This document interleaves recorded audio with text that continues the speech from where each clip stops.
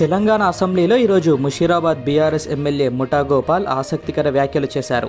ఇటీవల కన్నుమూసిన ఎమ్మెల్యే మాగంటి గోపీనాథ్ సంతాప తీర్మానంలో ఆయన మాట్లాడుతూ దివంగత ఎమ్మెల్యే సాయన్నను గుర్తు చేసుకున్నారు. ఎమ్మెల్యే సాయన్న గారు మంత్రి అవ్వాలన్న కోరిక నెరవేరకపోవడంతో బాధపడ్డారని తెలిపారు. ఆ కోరికను కనీసం తెరపైనైనా నెరవేర్చాలని మాగంటి గోపీనాథ్ నిర్మించిన నా స్టైలే వేరు సినిమాలో సాయన్నకు హోంమంత్రి పాత్ర ఇచ్చారని గుర్తు చేశారు. సినీ నటుడు రాజశేఖర్ హీరోగా నటించిన ఆ చిత్రంలో తెరపైన సాయన్నను హోంమంత్రిగా చూపించి ఎమ్మెల్యే సాయన్న కోరికను తెరపై నెరవేర్చారని ముఠా గోపాల్ సభలో పంచుకున్నారు.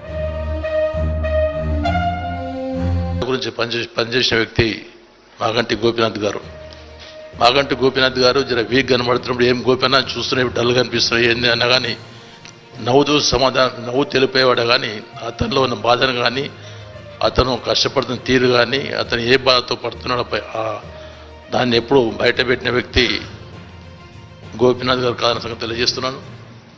మాగంటి గోపీనాథ్ గారు ఇదే కాకుండా రాజకీయాలు కాకుండా సినిమాలు కూడా చాలా నిర్మించిన వ్యక్తి. స్వర్గీయ ఎమ్మెల్యే సాయన్న గారికి మినిస్టర్ కావాలని బాగా కోరికుండే. సాయన్న నువ్వు మినిస్టర్ అయి కాలేకపోతున్నావు, నేను గ్యారంటీ మినిస్టర్ చేసి చూపిస్తానని చెప్పేసి అతడి నిర్మాణంలో జరిగిన నా స్టైలే వేరు అనే పిక్చర్లో ఆయనకు హోమ్ మినిస్టర్ పాత్రని ఇచ్చి అతని ఆశను తీర్చిన వ్యక్తి మాగంటి గోపీనాథ్ గారిని తెలియపరుస్తున్నాను.